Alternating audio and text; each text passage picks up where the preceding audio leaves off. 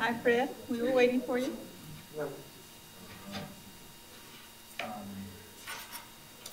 Okay, I think we're ready to call the REACT meeting of 6/13/2018 to order, and it is 5:35.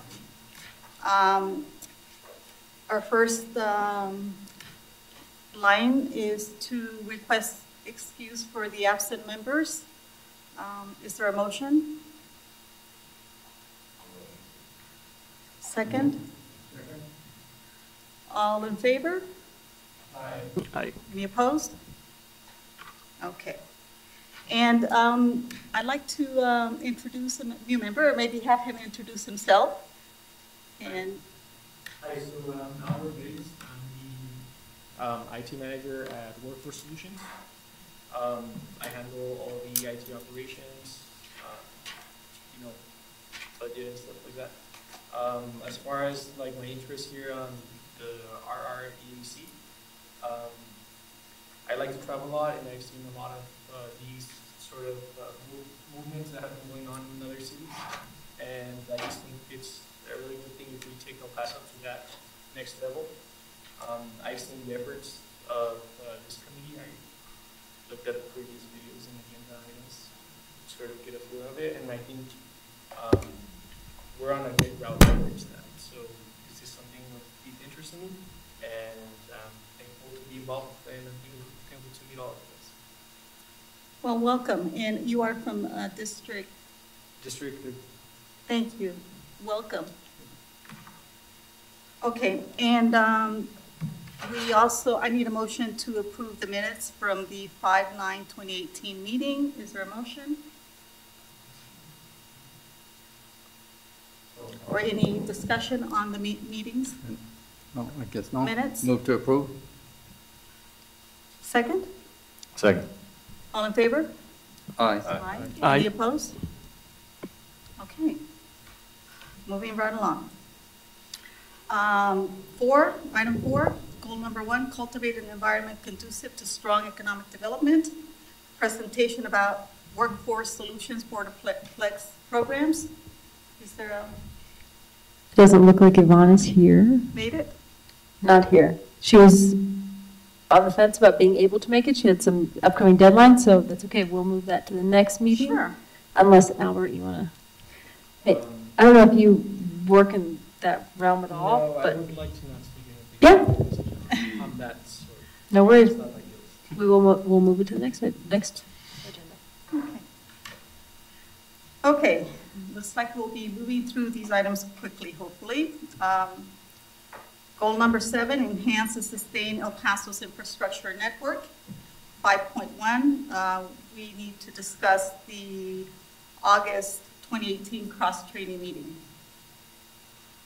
So do we want to, I'll keep doing it in August. So Albert, just so you're aware, so we recently, you probably saw, received Soul Smart designation. And so part of that, one of the requirements for it was to do a cross-training for our permitting and inspection staff to make sure that the process for renewable energy inspections and permitting is streamlined and quick.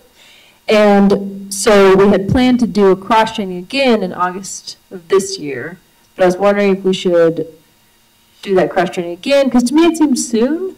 I don't know, I feel like we just did one, but I don't know what you think. And but we could do maybe a different type of training. We could do another public session. We could do maybe focusing on a different audience. See what you guys think. Or we could keep shooting for August. It's for city employees, right? Yeah, that's what we did last time. It was a cross-training provided by the Soul Smart technical advisor. How long did that take? It's like an hour or 2 hours? It was like 2 hours. Okay, And it was a Soul Smart person that did it last time? Mhm. Are It they was coming online. back, or is it for us? It was online. Yeah, it's all recorded, so we could easily do it again, but I feel like to the permanent inspection folks, it might seem like they just did it. So if we wanted to get But- new information or, And I think, if I remember the guidelines, the request was to try to do it twice a year or something like that. I don't Yeah. remember. we originally said quarterly, but Ooh, I don't know if we need. yeah, see, it seems a lot to me too. Once or twice a year. Or I think so, If too. anything, I would say let's supplement it with public. Right? A Like, I think a new another public one would be Yeah. pretty valuable, And maybe we a can cover different. that part of the process, that, these are the simple, but, here are the permitting processes, but your installers take care of all that for you. Mhm. Because they are certified, and blah, blah, blah. Could we make it like just available for those people that weren't here that first time? Like if you didn't take it, you could, like, if you didn't take it, you have to take it this one time. That was pretty much everyone. Yeah. So we worked with the P&I department, and there's 10, 12, so maybe inspectors, and so we did 2 sessions, and they made it so they could Yeah, all I think we attend. should redo one like in October or something like that. Maybe Yeah, a later. little bit later. 5 months in between or something like that, Yeah. 2 a year. Because Yeah. yeah, I know they're asking for more inspectors, so maybe if we get new inspectors, that's a good point, maybe just for the new inspectors later on in the year. And then the other one was also the discussion with the installers and the fire department. And I think Mhm. this should be a little ongoing. Yeah, I agree. Yeah, that was a pretty good session. We had like 4 different companies come to the installer feedback session, Mhm. so maybe having another one might be valuable. Yeah, and then I don't think, I was not there, so, but I don't know, we didn't have a follow-up minutes of the meeting, what was said, what was done, what do we follow up with? Mm-hmm. And I know that at one time there was, question from the fire department and the electrical inspectors, and I don't know what happened in this meeting. I was not present, so, and I think that we should follow up with that. That we should follow up and maybe general public outreach Yeah, the biggest presentations. the biggest feedback from the installer feedback was that the meter division sometimes stalls, is sometimes a hiccup in the process. That was just their biggest comment from both sides, which was interesting. But I'll send out the minutes from that soon, so we can talk about that. So then what are you all thinking? Maybe a public and another installer feedback session in August? Yeah, nothing after October, nothing in November, December. Yeah. Just because of the holidays. I But agree as with late that. as August, yeah. Maybe late August, early September, have Yeah. another public. We had discussed the public being the Oh, the October. presentation at the neighborhood summit. That's in September. And I still have not heard back. Yeah, I saw your email today. Yeah, Is it in September? Do you know? yes. It's supposed to be. So it's. That's like basically still- speaking to the HOA association for the city, Yes, Valdo Paso, which is. so that would cover the Perfect. public one. Yeah, that's true. Hopefully we get confirmation on that. Mm-hmm. So then is that sufficient? And then we'll plan for the cross-training if there's new inspectors come in the fall? As needed, yeah. I think we need to do the installers with because that's an ongoing process. I mean, there is a system being installed monthly. There is inspection monthly, I don't know if there's, was anybody?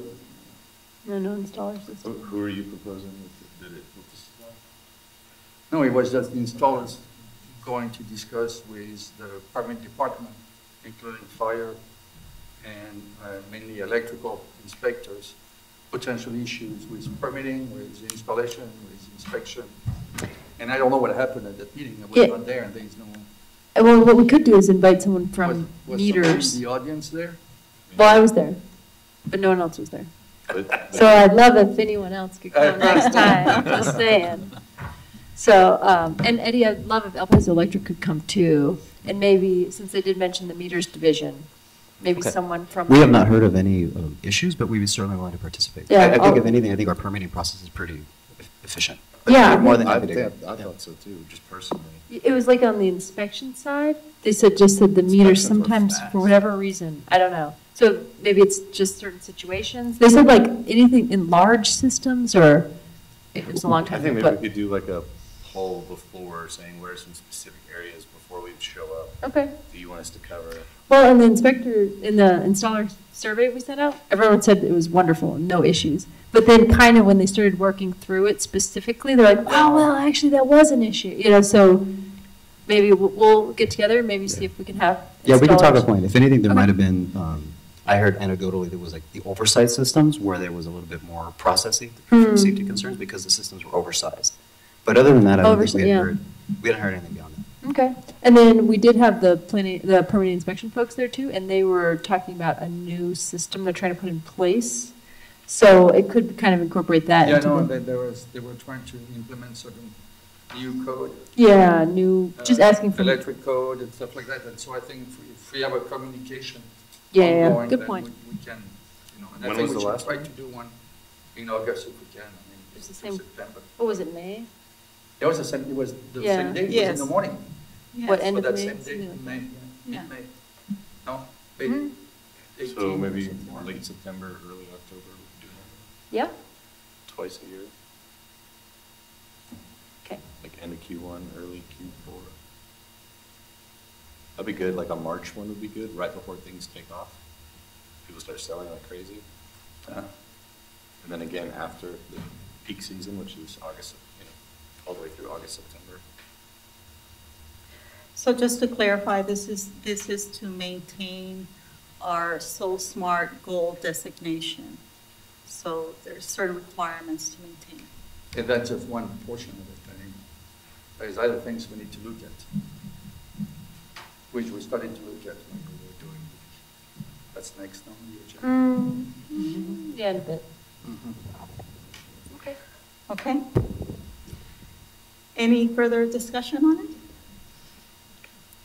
Do we set a date, or what are we gonna? You said September? I think we're looking at September And we'll or decide. October in, yes, Okay, Mm-hmm. okay, cool. okay. Do we just follow back up next meeting to see if we set a date? Mm-hmm. I'll send out the minutes from the installer feedback session so we know exactly what we want to hit. And then I'll follow up with permanent inspections to see where they are in their new process timeline, and then get with El Paso Electric on who might be the best fit to attend. Cool, Okay, thank you. sounds good. 5.2, discussion on requests for data from El Paso Electric on solar and wind interconnections.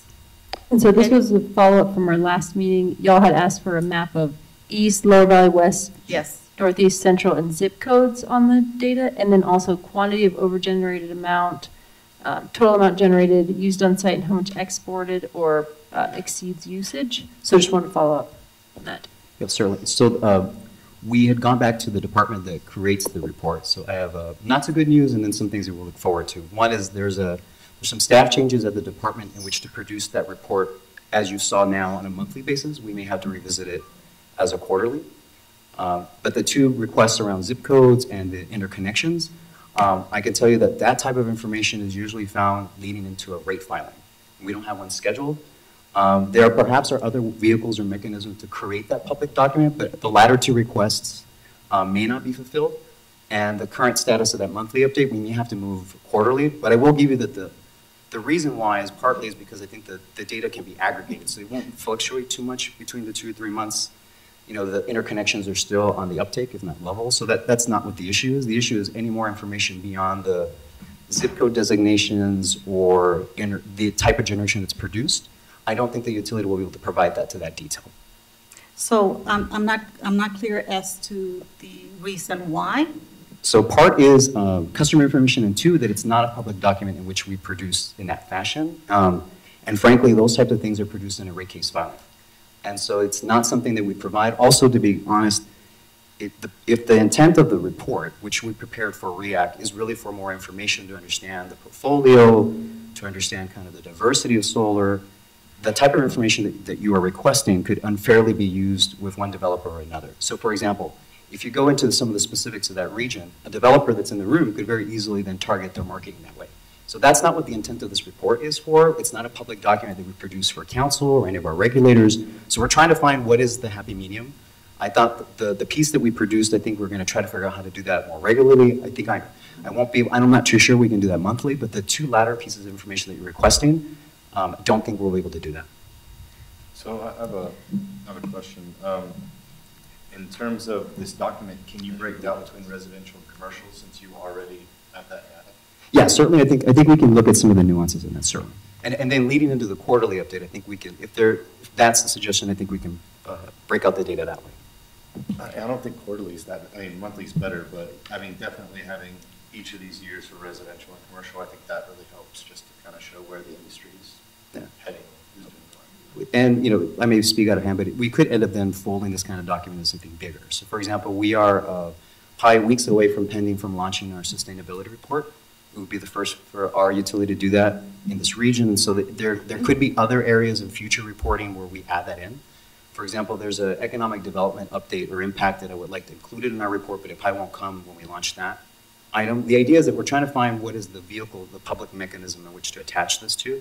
And currently this report that we presented for REAC doesn't live in one specific document. It lives in many different other filings, perhaps when we look for CCNs for a future generation, but it's not in one document. So we certainly want to fulfill that need, and so I think if we move to a quarterly, we might be able to do that and then add some nuances. In terms of the two latter requests, I don't know we'll be able to do that, though. So we won't get that information, that's what, basically that's about it. We're not going to get information. And no, the latter two requests are on zip codes, and then around the generation of the units themselves, that's a customer. I mean, if for example, if Marikai or, for example, Solar City, you know, that's the proprietary kind of information that they would provide. You know, obviously that's for their consumer work, for their productions, and for their marketing models. For us, we're looking for saturation of the community, adoption of interconnections, solar generation portfolio through the region, and obviously the differences between community solar, DG, large-scale solar. That's a type of report that I think would be useful that we prepare for, obviously for REAC, and then for future filings. We have a current RFP, which we're looking for future generations, so obviously we can keep talking about this moving forward, but there isn't, those two latter requests is not something that I think we can provide at this time. And in terms of the over-generation, without providing location and zip codes or names, you're not able to provide the over-generation numbers? No, not at this time. So, Even in why is aggregate? that again? Since it's data that we do have. It's not something that we don't have a public mechanism to create that. So for example, if it was in a sustainability report that we added with a benchmark and that was one of the variables, we would include it, right? But so there isn't a mechanism to create it. And so it's not something that we provide. It's It's a not mechanism, so you're saying you're not So- willing to do it, right? Because the mechanism's there, you have it, it's just, are you willing? Yeah, the latter two, we're still Not willing reviewing it, to. yeah. Okay. But in a rate case, we can ask for that. Right. Because it's still valuable information for the city to have as it develops its economy. And so we need to find a way, again, you know, we're trying to bridge the gap between basically the growth of this economy to include all solar installs and El Paso Electric. And we would really like that bridge to happen. Certainly, and I So- believe that, we so- concur with that bridge, and I would argue that that report fulfills that requirement. And I think that if you look at other types of reports that provide that information, I think we're providing actually a little more than even other utilities would. For example, the interconnection data and the region by specific, not many utilities do that. And so I think if we're meeting you halfway on the information, I think that's what we can provide. The zip code information would be valuable to basically the different districts. And I think that was the discussion the last time, that there would be great value to the different districts to know what's going on in their particular district. So that, I feel, and I don't know, I would like to hear feedback from the committee as to the value of that information. I would think the city council members would want to know what's going on in their district and where they might be deficient and where they're leading. But I think we have that information already. We got that information from the inspection folks. I mean, I'll see if I can pull it up, because, and then maybe we don't. So maybe through the interconnection agreements? Yeah, through the interconnection requests or And that could be- applications. Reference the presentation that they gave to city council, will we be able to see that presentation? You gave a presentation to city council, reference the $30 hike increase. As a tariff, I guess that's what it was. So that was part of our rate case settlement negotiations with the city and the interveners. In the final settlement, it does have the inclusion of the $30. And just so for your benefit, that came at the conclusion of a compromise. You know, all things in rate cases, you know, you always ask for, you know, A, and we might end up with B or C. The $30 minimum bill was negotiated and actually brought by the solar industry as a compromise to us. So I just wanted to make that clear and so if I can then complete my point, that $30 minimum bill, we often hear anecdotally as it's somehow hampering DG interconnections or installations, and that's not happening. From that last report that we provided, it actually has no impact. It has leveled, if not increased, the interconnections. And so that's not, I think, a barrier. And I think if in the spirit of bridging, obviously, our relationship and information, I think that the report that we will provide on a regular basis, I think is sufficient. I think we are doing our best to meet, obviously, the needs and the concerns of the act. I guess I want to add one further point that we had discussed, in previous meetings, and that, again, is that information from those rec meters. That's still valuable information. First of all, that the city, again, that's information that the city can use to set its goals. Would the committee agree with that? Yes, but obviously, we don't have the authority to ask for it. Exactly. And so we need to find who is the authority that can ask for it. And if there is And one, find- to do that. So I take the discussion. Find the I right- just wanted to see what justification they got, they had. I mean, they sell high, they buy from us cheap, and they're making some good money. And to add $30 with, I mean, if we want to go solar, we need to do something. We need to find out why. We need to find out why. I mean, we asked for this information. We're not getting it. And I will say that while you're looking for the granularity of the information of the zip code, that chart that I think we will update, perhaps we can define with because there was a request about kind of how we define east or central, and I think that might figure out, we might be able to overlay that to say, in the central district and District 3, we believe that these sections of our graph would capture your district, right? Or, District 1 and the west side, we defined it by these boundaries, and so that you may not get the granularity between an O2 and O1, but you will be able to get interconnections and saturations of DG and the west side. And I think that, I believe, can get you the information that you're requesting. Yeah, if you can define it further, that's helpful. And residential and commercial breakout is helpful. And just one thing you did say, I just have to say, adding a $30 tax did not increase interconnections. I don't even understand how you think that would be the case. No, but it's, I just but want I to make sure think it's that, on record that it did not increase interconnection. No, certainly. But I think that the argument to that, so I just want to make sure that we correct that. That's not true. Certainly, but I think that the argument or the perception that as if that was a punitive argument, that was a compromise settlement with solar providers, and it has not impacted the industry and the private sector. I just wanted to make that clear. Well, we don't have all the data, so we also can't say that to be a true That's statement. that's what why we're we're looking asking for, is the and data. choosing not to get that. So that's fine. Well- But your statement is misleading and it's not true. I just want to have that on record that that's incorrect. More data will help, but until we get the data, we can't, your statement isn't a true statement until you can prove it, right? If you want to prove it, give us the data. Right? Please. So, just want to make sure it's crystal clear. I'm sorry. I just had one more question. El Paso Electric Company is also selling solar. Am I correct? So there is a community solar program that is a subscription-based. It is a standalone. It is not part of our rate base. It's not part of our bills. It is another option for solar customers. And if they do get it, do they also pay the $30? No, because that is outside of the billable of our normal generation. So you are subscribing and you're pre-blocking energy that you're pre-purchasing, and that's a separate option. And it's usually geared for folks that are apartment dwellers or between houses or perhaps don't want to put it on your roof. So to get this right, El Paso Electric Company does not charge their customers, but other companies do get charged that $30. Well, it is the community solar program does not have a subsidy. It is the construction, the build out, the facilities, that is built into the price of the pre-blocked of energy. What you're describing is part of the compromise, is part of our rate case, and that is for now new installations. Anything that was prior to the rate case was grandfathered, so they don't have a minimum bill. But I would caution to think that is somehow impacting the larger scale of the industry. I think the intent of it was to recover infrastructure costs when your systems are on standby, when they're at night.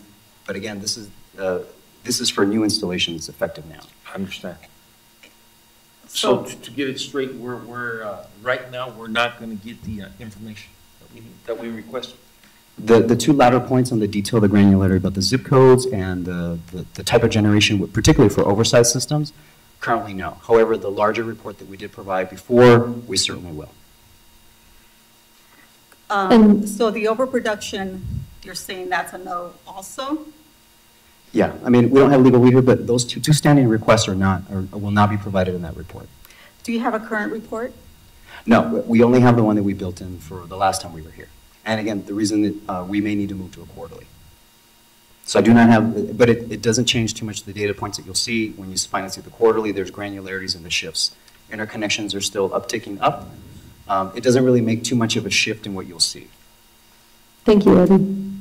Thank you. When can we, you mentioned a sustainability report, maybe the next quarterly report, when would you think?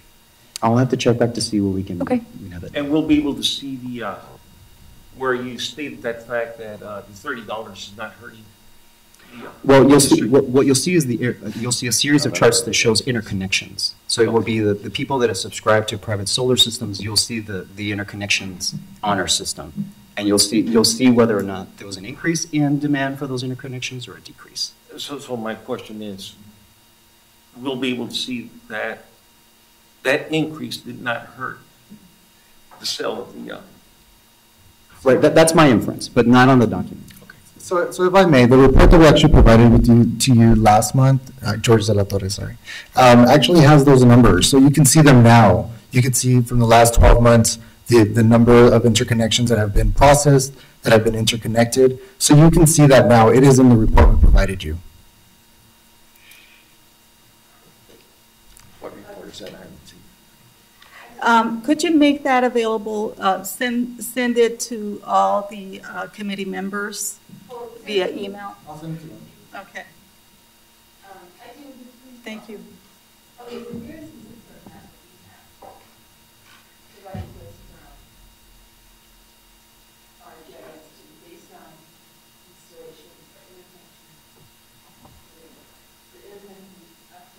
Is this posted, or is this an internal doc? Yeah, no, we should, with, Oh, wow. Maybe I didn't make that one. January of 17. So I'm happy to share it again. Yes, thank you, that'd be great. So this might help fill that gap. So at least from the city end, in terms of permits, we can help. I'm sure this probably matches up well. And we could probably get something a little bit more current. I don't have any more interns that can help me, but I will try. Thank you. It takes a while. Thank So, Really appreciate that. yep. And then in terms of the El Paso Electric, you'll let us know what that quarterly cadence will be? Yeah, the minute I get a kind of a regularity, we'll do that. We'll get that too. Okay. 5.3, discussion of integrated resource plan.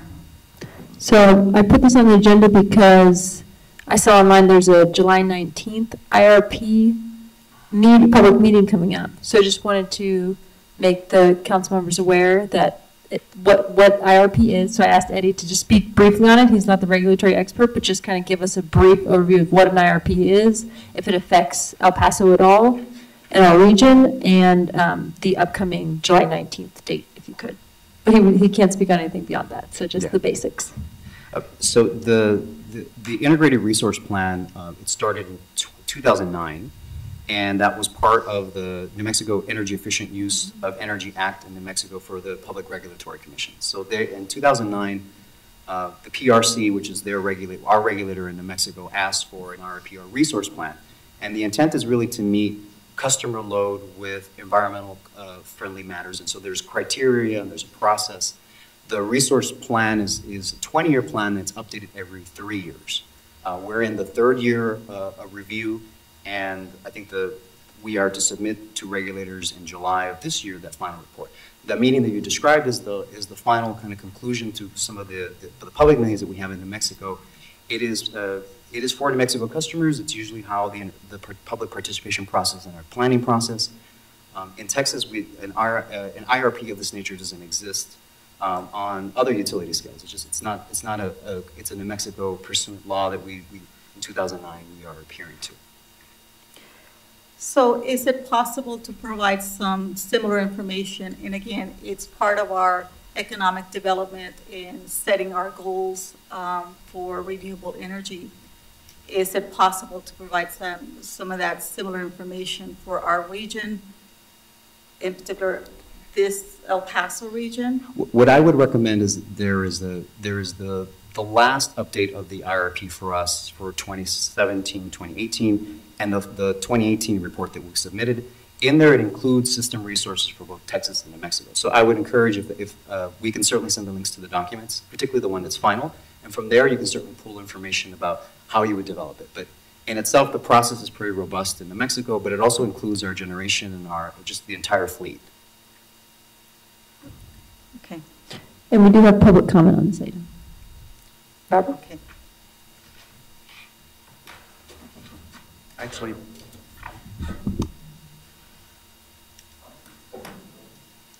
And please state your name for the record. okay, Robert Moss. So my question regarding the IRP process is, you mentioned it's coming due in July, and that report really is a roll-up report for all of your resources, your generation resources, whether it's in Texas or New Mexico. So the information that's contained in that report will inform this group in regards to its ability to set goals for the region, right?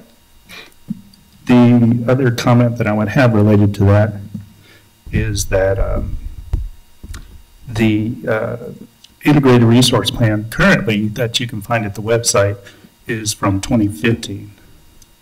Is there a more recent version that can be shared soon? Yeah. Right, so we are expected now for the update filing fairly soon. Okay. So following the July 19th meeting, probably? Is that how it- I don't know the answer. Oh, okay. I'll have to ask Jim. Okay.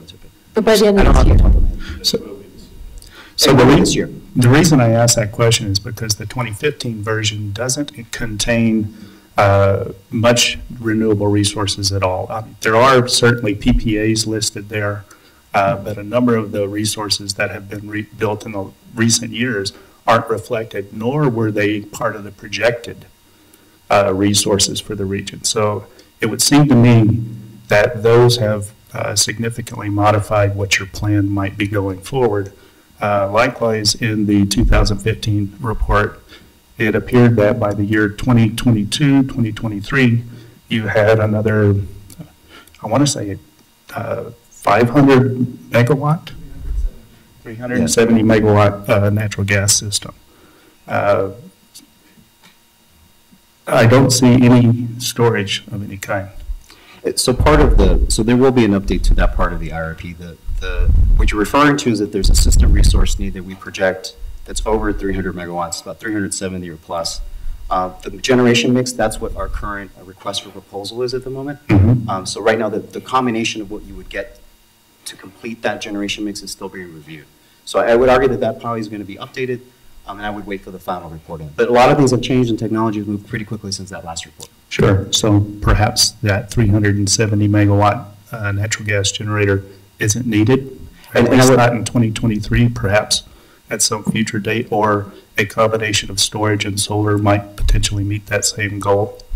Correct. We're reviewing the bids to see what combinations of resources would be obviously cost effective to customers, and so that I would not think that the 300 plus is solely a gas generator plant. I think that's the... So a lot of this would actually inform this committee in establishing its goals for the region. You know, what resources could be integrated into the system. Because really what they're talking about in setting goals is a desire to set a resource plan for this region. Right, and so as we described the resource planning for the community, and unless I misunderstood from our last couple of meetings, the recommendation that may come to City Council is a renewable goal in terms of city services, city buildings, and so that we believe, in order to meet whatever goal that you do establish, will probably need our support or assistance in some fashion, in the same way that the city of Las Cruces has set their goal. And so I think that there's obviously some common ground in that we can meet. But yes. Okay. So my comments were basically on goal setting and the need for the IRP process to be very transparent at this point as this group talks to its goals. Certainly. And when it's completed, we'd be more than happy to share it. Right. So George de la Torre again. So all of those documents are on our website, every single meeting, every single presentation. The filing that we do make with the final IRP is a public document, so there's no reason anyone can't access the 2015 one, and anyone can access the 2018 one as well. So I mean, all of that stuff is public documents. You're saying when the 2018 is produced? It's not there yet. So it's not there, so. So right now, It's not there yet because it hasn't been filed. We're not completed. It's not done yet. But it is But, pending. but every feedback, comment, question, presentations that have been given at these meetings is all public and they're all on the website. Thank you.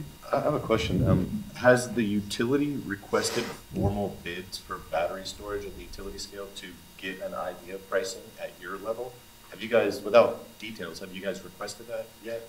So it is probably likely part of our RFP, so I can't speak to that, but obviously there probably is a request or information that came from all those bids. But I will tell you that we are looking at some grant applications in which we can do pilot programs around that. And so then that I can talk about. We're waiting for one proposal to see if we come back, but we have been identifying to see, in the same way that we had done large-scale solar 10, 15 years ago, when we were looking for either it embedded into our system resource or whether it be a pilot program we can do. I think that's certainly in the horizon. Do you have any idea of how much of that would be actually integrated here in our region, meaning El Paso County versus New Mexico? Good question, and I don't have the answer. And part of it is that we need to see how the final bid and the generation mix, and then from there you see the allocation. In a kind of a shorthand, the allocation is usually like 80-20. 80% in our service territory here in Texas, 20% to New Mexico, and that's how our region, our resources are divided. And again, my focus is really about our economic development here for our city. is it open to the public? I'm sorry. We have the public comment sign-in sheet. Is there anything you wanted to speak on? No, I just wanted to give my input on some of the things that we see out in the field. I think that just from what If you'd like to go to the mic, you have 3 minutes, and please state your name for the record. Thank you. Sorry for being tardy. I Your was out in name, the field. Christopher Nazario. I know you guys had mentioned that we're possibly not going to get that information that we had asked for as far as the revenue for the net exportation. I think it's a huge factor as far as looking at it from you guys as a council to look at how and what numbers are being used to meet those goals. If it makes economic sense and that $30 tariff is where we need to be as a city and as an electricity provider, then it makes financial sense. I just really think that because that is not public records to my knowledge of how much we're making off of net exportation, I think that is something that should be disclosed to the committee and to the public. One thing that is not taken into consideration is traditionally prior to the tariff, companies were only doing an 80% reduction on systems. So you won't see a downtick, you'll probably see a flat line. And it's because that $30 tariff, unfortunately, from my experience, is there's not enough experience in the field across the board. You got a lot of companies, even outside of El Paso, who sell over the internet and stuff like that. And people who think that just because they're doing an 80% reduction are not going to see that tariff, which is not true. That tariff, in some months, they're still going to see it. And some of those people, they pay $30 to $40 in the winter already.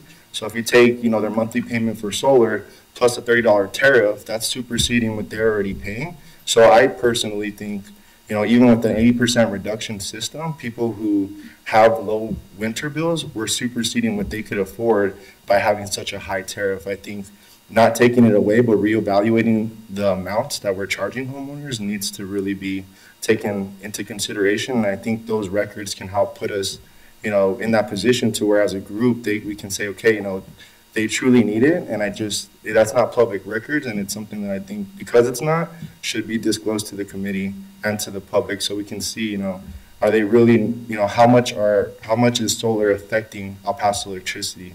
And if it is affecting them, how much of that are they recouping by reselling that net exportation and recouping some of that, 80%? Because there's a lot of that going to El Paso electricity, even at an 80% reduction system. So that's where I just wanted to kind of give you guys that input. Companies are doing 80%. So, if you're doing 80%, when you go in there, people have an average bill, it's going to always be less. So off the bat, they're thinking, hey, I have a less bill, but it just really doesn't come out to be that way. And so, what's going to happen is with the tariff, we're not seeing it now, but sooner or later, towards the end of this year, people are going to start seeing that they're having the tariff plus the bill, and you're going to have a bunch of very upset El Pasoans. And that's where it's going to start kicking up, where people are like, hey, we're unhappy with solar, and that decline will come in. But I think it's way too early to say, hey, it's not affecting the community, because nobody has really gotten a chance to see that affect them personally. And, traditionally, people don't even actively voice that.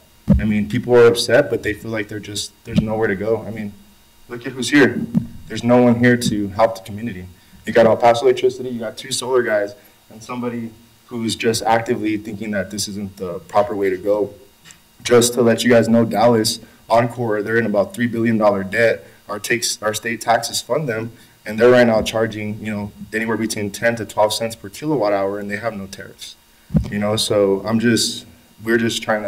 I just wanted to get you guys to know kind of that field of what's going on and why you're not seeing that uptick and some of those things that you guys were talking about. Thank you.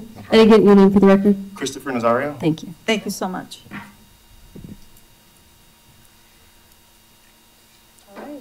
Any further comments or? Okay. 5.4, discussion on City El Paso renewable energy goals and recommendations for City Council. And Fred and Shelby are part of that subcommittee.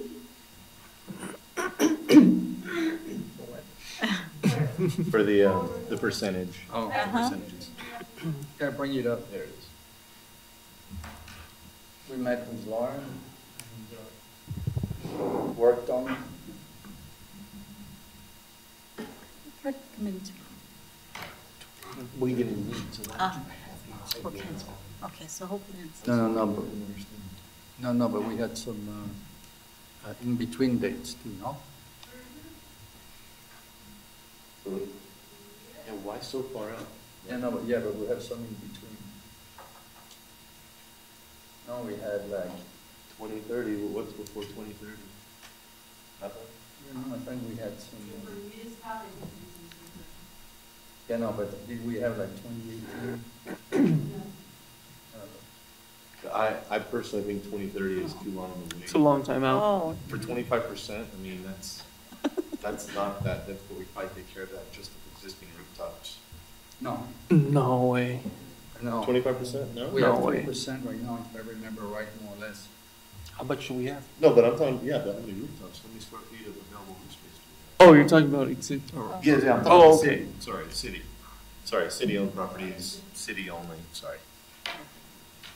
I think Well, what we 2030 looked is at right now, we looked at if we were continuing with more or less the rate we were at. It will take us there more or less. So just to be clear, we have community goals, so this is citywide, and then municipality, this is just the City of El Paso facility goals. Actually, that's what we're discussing. It's not just the municipality, we're looking at community-wide. So right now, I think more or less, we're 25% by calculating that 2020. close to 3% or less of the electricity produced was generated from DG. Oh, I didn't think we were gonna do specific community goals because we can't control the community, but we can the municipality from a. Yeah, no, but we're not controlling, it's a goal. Yeah, And but- so you try to, at the Incentivize. city level, Gotcha. to push it, and Gotcha. then the municipality, as a leader in promoting DG Solar, will commit to doing this, that, and that. Cool. Exactly, That's and what we then do. through education, reducing Gotcha, permitting, gotcha. inspection barriers, and everything, we can encourage community-wide. So for municipality, it's 2025, okay, never mind, that's way, And then I'm way going better. in 2050. Okay, cool. Yeah. So these are. City of El Paso, all new construction need at least 25% of building energy used by renewables, and increasing total kilowatts produced on existing facilities to 25% of energy used by 2025. So can we create the next bullet after that? Yep, and so just for the record, this is based on, we have about 200 kilowatts of installed solar, of photovoltaics on our city facilities right now. So we said 300 kilowatts by 2020. Which is 2 years from now. So it's a 50% Okay, increase. We need to realize that 2030 is only 12 years from now. It's not like, Yeah, no, It's at the tomorrow. community level, that's it's more tomorrow. realistic, I mean, yeah. you know. Yeah, but, and then I'd like to know like the 50%, the 75 for municipalities. That's the one. Plus we have, okay. So requiring, remember, this is all requiring all new construction, so then you would want to go here of all new construction, hold on, to meet at least 20%. So maybe by 20, so this would be immediate, right? Requiring all new construction to meet at least 20% of building individuals. So that's saying a quarter of our new construction projects are going to have solar. So that their goal by like 2030 that half of them or by all of them would have solar. That can be something we can look at. What seems most reasonable?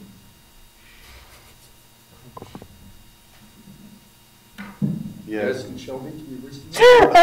Shelby's like 100%. I don't think reasonable is going to get the job done. There's only so much square footage on a roof and so much parking space, right? So, Well, the biggest challenge with existing facilities I was talking to Fred about is Yeah, roof, that's a discussion we had about the existing. roof age. So as I'm talking about right now, like roof age is coming into as a big Solar key roof. barrier. Tesla solar roof. Totally, but we need the budget to, Yeah. right. Gus wanted to give us some feedback. I think just, one point of maybe one suggestion for how we're setting these goals. I think, looking forward from now to 2030, yeah, it seems like, depending on your perspective, it could be, a very short period.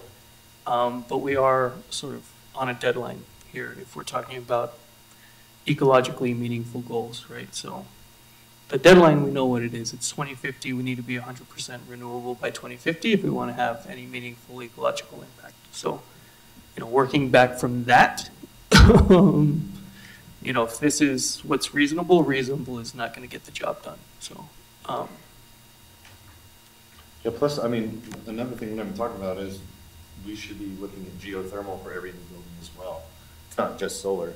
As much as I love solar, geothermal on every new building is very easy to incorporate. It's a lot harder on retrofits, I think, but for a new building, digging a hole in the ground or laying it out where the parking lot is can really, really reduce the energy by significantly. Maybe a third of the building costs could go down on heating and cooling. So I know I'm a solar guy, but I do think geothermal would be great for new builds too, because that's where I think we can get a large chunk of savings. And think about it, heating and cooling in the city is miserable, right? So I think if we can lower those costs through a renewable source plus solar, I think that the two combined could be really dangerous in lowering bills. Well, I think we even need to add storage. So I think we need to add every possible element that we can. And I agree with you, Gus. I don't think these numbers will meet really the bigger goal. And as a city, and again, back to economic development, we want to push the city to develop this wonderful resource that we have that is solar. That is our energy source. And most definitely geothermal, because that's another energy source that is readily available in this particular region. Maybe wind, not so much. But I think we need to expand that, and I think that's a good idea, to work back from 2050 and maybe look at increase the goals and the percentages to meet the 2050. Yeah, And that's really what all the major cities are doing anyway. Mm-hmm. Yeah, I think the solar is easy because you can put a number on it and you can do the metrics and you can tell what you're going to produce. But I do want to include geothermal and storage. Storage is more of a latter point for grid stability, but geothermal can immediately impact the municipal buildings' bills significantly. I don't have an example, but I could maybe even bring an example. That would be great. Of a commercial building, and then try to do a simulation on what that could save, because geothermal, I mean, I don't have it on my house yet, but if I could, I would, because that you can reduce your bills easily by a third or more depending on how frequently you use heating and cooling. So I think that's a really big one in every municipal building. Since we're not going to talk about tightening the envelope and building technologies, since we're renewables focused, it would be cool to get at least one like major city-owned project that's geothermal to say, look, we're not going to talk about it anymore. We actually did one that we can actually data monitor and collect the metrics. And I think that that would be really impactful because I think solar is a no-brainer and will continue to grow, but I want to start adding in the newer technologies so we're not just, blinders on, right, on one focus. So I think that we should include that. And personally, I would say over the next, 5 or 10 years, we should have a few of these systems, but I think we should pick a date or request that the next facility be built actually includes it, as well as solar combined to show the two. So should we have this as a motion?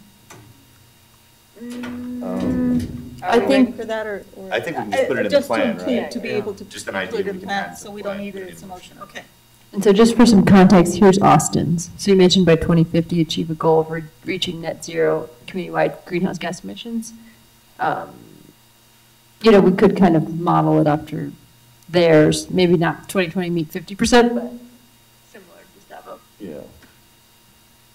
But I like how they, Geothermal, if you want to talk about greenhouse emissions, what we don't want to do is be on solar all day and then burning gas all night, right? So that's where I think True enough. geothermal comes into play because it's a 24/7 technology. It helps day, night, doesn't matter when, right? So that Right. combined with solar, I think if we could have one flagship geothermal project, I think that it would turn heads. I think people would see the value of before and after bills would be significantly different. If you could even do it to a building to retrofit it, because then you can have years and years of data the way it's been, retrofit it, and then have every single day after that. And then you could do a 1-year study on it, and we could show literally, this is what they spent, this is what they would have spent on HVAC and heating.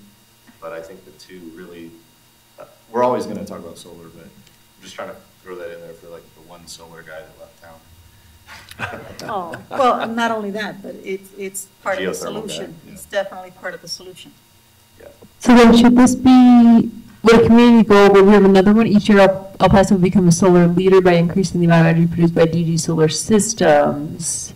And then we have a separate that's 100% powered by renewable resources by 2050?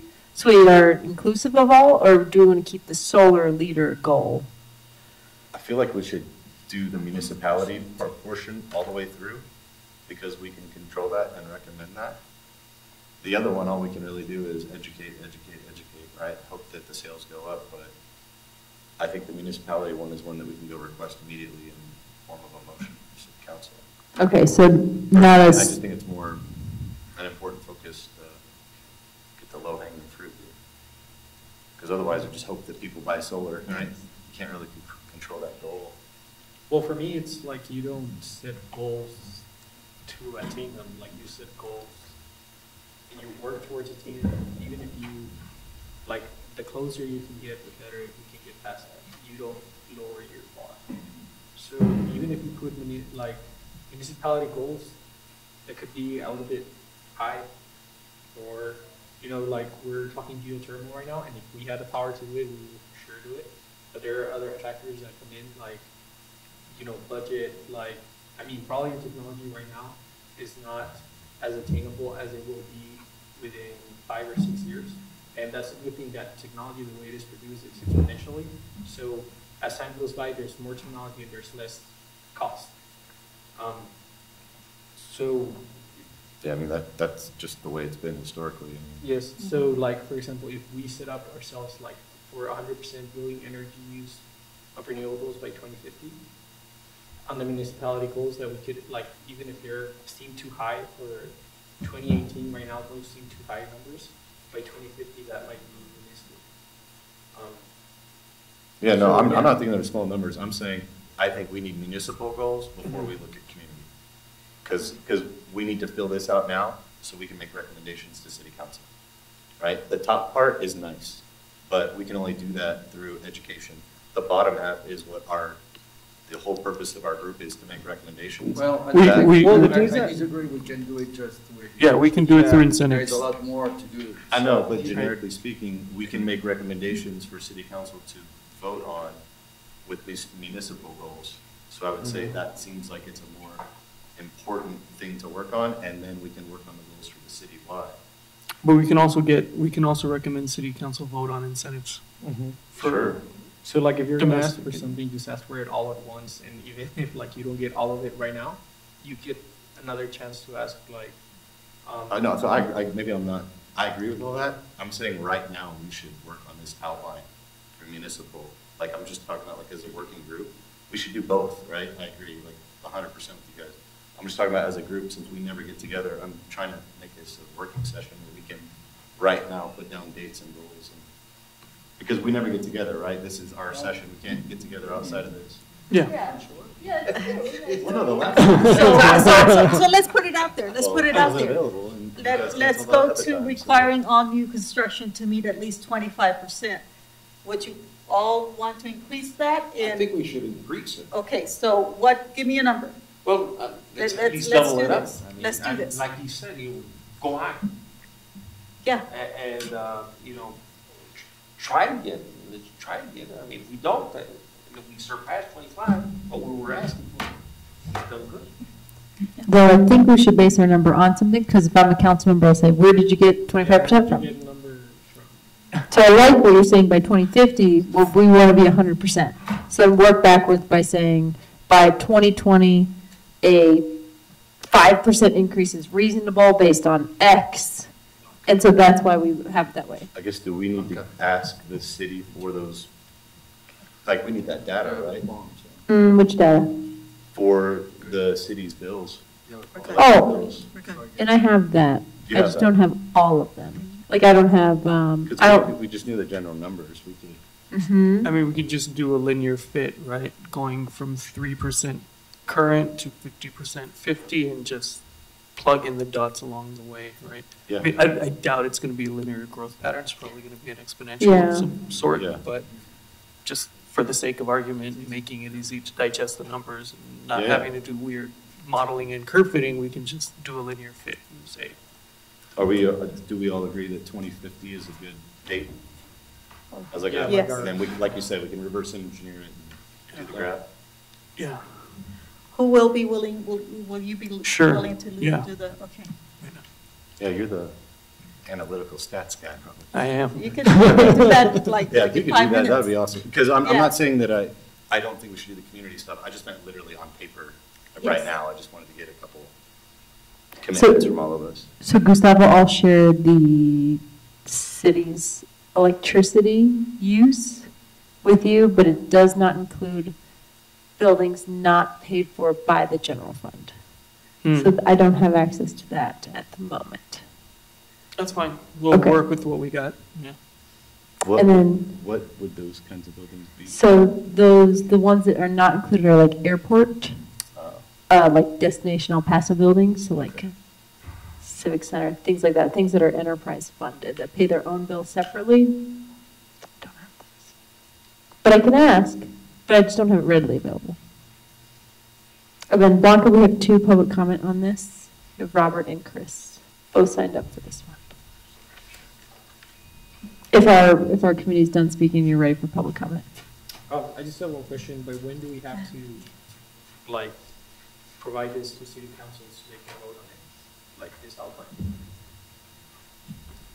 I think we've just been piecemealing it so far, like before every month's session, but I don't think we have like an end date. Maybe we should set it. So then Soon probably what we as should do is possible. like right now talk about like all the things that we need to get.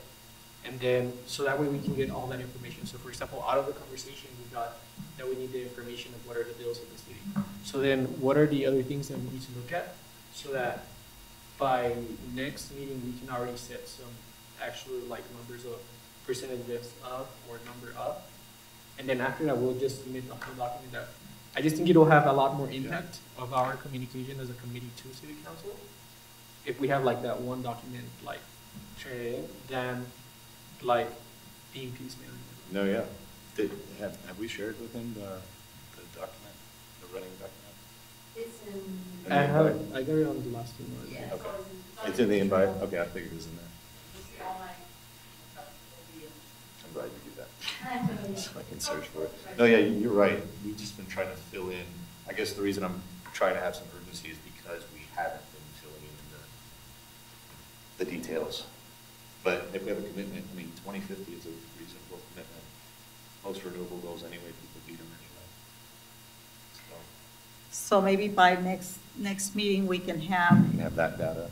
we'll have the data that Gus will provide for us, and we can Yeah, I basically mean, have the just recommendations. that- based on currently available models, to get meaningful reductions or to stay under 2% global average, 2% Celsius global average temperature deviation, temperature anomaly, we have to get minimum 80% by 2050, 80% reduction. Or we have to get to 80% renewables, I should say. So, you know, I think 100 is not that much harder than 80. If we can get to 80, we can get to 100, right? Yeah, just think about all the rooftops without solar, and there's not even one geothermal system here. Yeah. You just add how many rooftops we have, how many customers we have. And best case Yeah, scenarios geothermal right now, systems, base yeah. case modeling for the US is about Oh, in the city. 55% reduction or 55% renewable by 2050, which will not bring CO2 levels back down below 350 ppm. So we really need to shoot higher than 50%. Just the bare minimum. And I think that needs to be part of the presentation, exactly that this is really about an environment that will sustain us all. And that's why this goal is so imperative. It'd also be nice, there's some different stats, but it'd be nice to show how much water we're saving for our EG2 for every kilowatt hour of solar and geothermal that we're reducing. Is anybody doing that modeling? There's a couple of different companies that have numbers out there. I just don't know how they came up with the number of, there's a couple of different, for coal, for nuclear, for gas, and for solar and wind. Mhm. But I'll send it to you, because it'd be interesting to show them that. I mean, we're in the That's part desert, of the so deal. it's, I mean, I think that's a no-brainer. Yeah.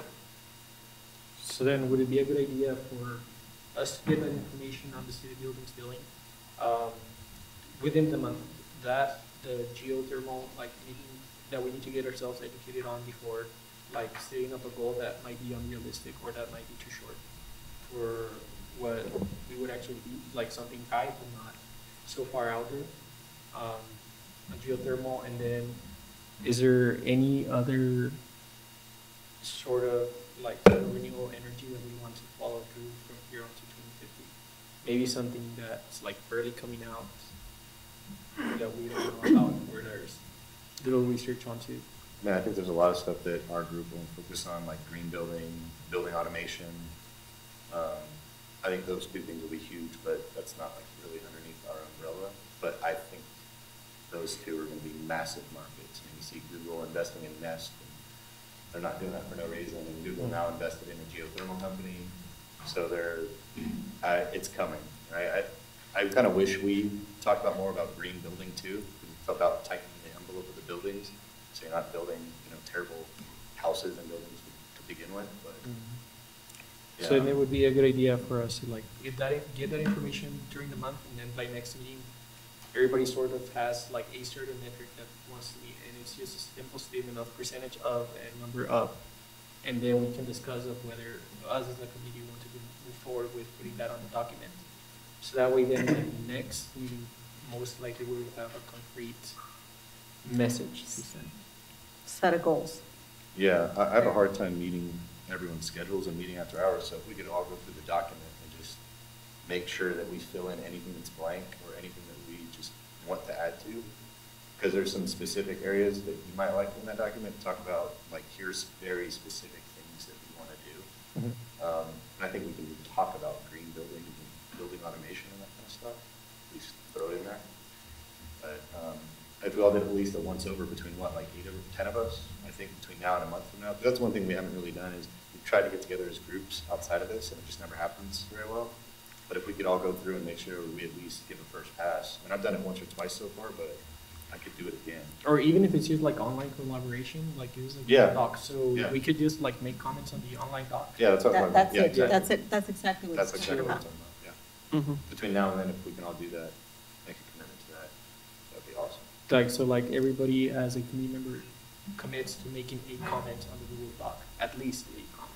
Yeah. So, And I think that if you look at the document itself, you will see that there's already several recommendations made by several of the members. So we do have a working doc in place. But if you could show a visual model, I think that is very impactful. Yeah, I Of can do these some goals. data crunching.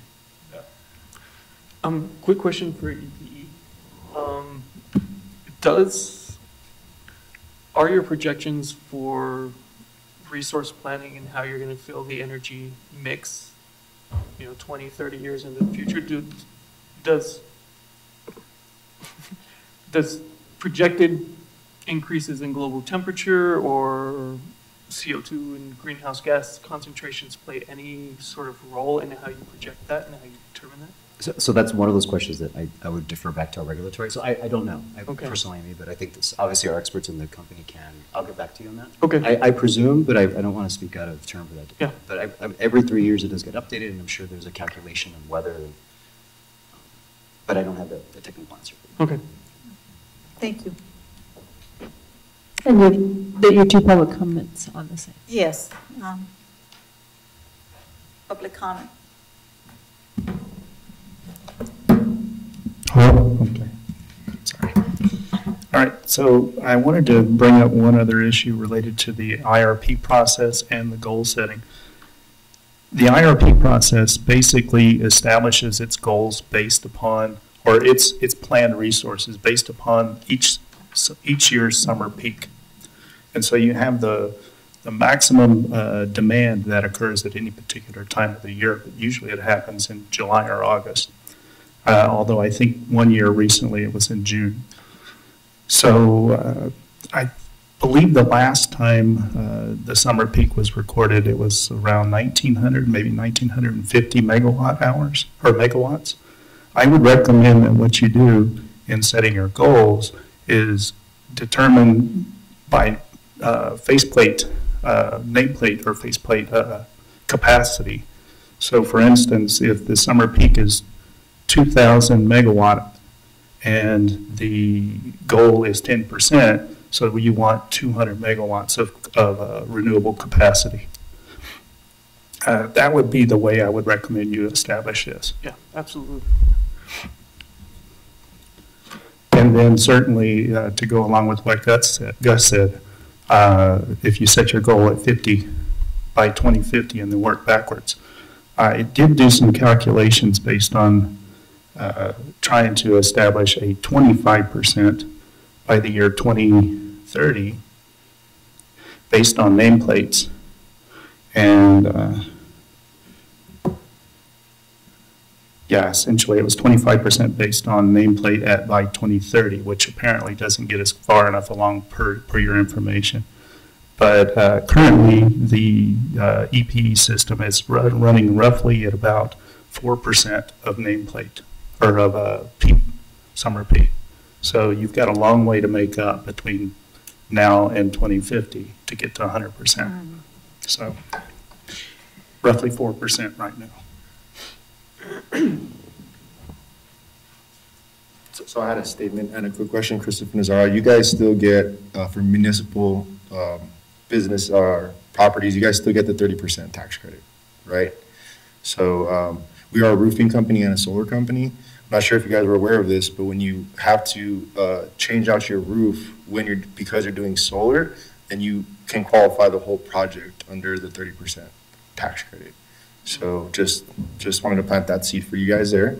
And then automation, I would say that is a huge point. That's something that we do look at, commercial and residential. We do upgrade the lighting, Nest thermostats, automated thermostats, pressure tests on the businesses and the housing, tidying those up. So I think that is a huge, huge thing that needs to be looked at. That's usually the first thing when we're doing commercial. We look at automating the lights and the thermostats, and then we go into solar. And then if you need a roof, and you get the roof because you're getting solar, you can get that in the tax credit. So a lot of times that's seeds for you guys. And then as far as what can we do as a community, I think we can take from other places like Houston, California. California just passed a law where they have to have solar on all new housing. And then Houston, they passed a law where they have to have a certain amount of square footage on the roof to fit a solar system. So just implementing those type of things causes the community to, look into it a lot more. So I think those two things can help with that goal of getting to 25%. I think implementing, these new construction houses to have solar, that in itself would really fast forward us into hitting that goal. So I think that's something that would be attainable in the near future. Thank you. I have a question on the community side. You mentioned rebates, which I think we talked about before. What else can we do? Because I kind of feel like, I don't know, like as an individual, like how do I help move the? So we don't have to reinvent the wheel here. The DOE recommends certain funding mechanisms that municipalities have implemented in the past to encourage an increase in the rate of adoption of renewable energy, right? And one of the sort of most attractive is a revolving loan fund. So you set up a fund, you provide low interest loans. As they're paid back, that money gets loaned out to somebody else. There are all kinds of ways to model the risk of that. Is that like a private default? company? No, that's municipal funds loans. being set up as a revolving loan fund. Yeah, and there are mechanisms and there are vehicles that have been deployed in a surprisingly high number of states already. And all that information is available on the DOE website. I can resend that link so that we can maybe investigate that as a possible suggestion for increasing the rate of adoption. That would be a And wonderful. that fits perfectly with the quality of life fund. Yeah.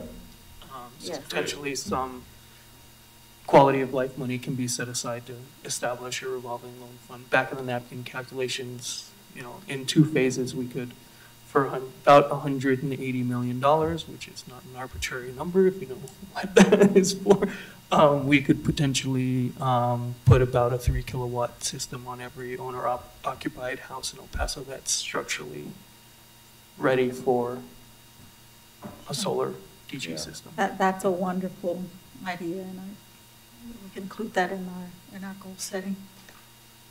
Yeah, that's a really, I don't think we talked about Thank that you yet. for that. Yeah, thank you for that. Because my whole thing was about how do we get private financing and then the city can't get involved in that. But they can. So, but Yeah. with that, they would operate, right? Yeah. Essentially, it's our budget, the city budget that they would set aside. Beautiful.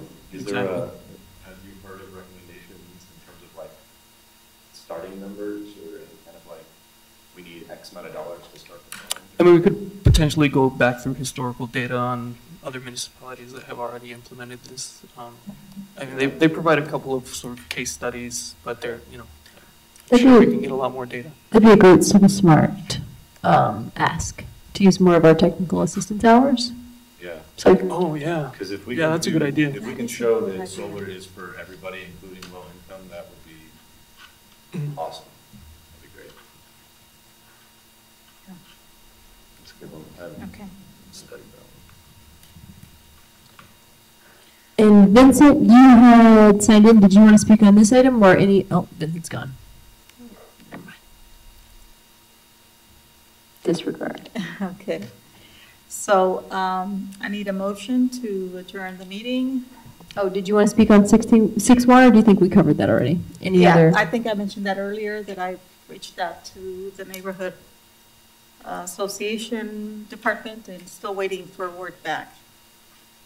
Okay? That was 6.1. So motion to adjourn the meeting? motion. And I wanted to thank all of our members for being here. I know this is a great dedication to be on this council. I appreciate it. I want to thank El Paso Electric for continuing to support the council, and also legal and IT for always being here also, and our members of the public that speak. Appreciate you all being here. Now, is there a second? I second. All in favor? Aye. Okay, any opposed? Anybody want to stay? Thank you all. Thank you all for your feedback. Mm-hmm.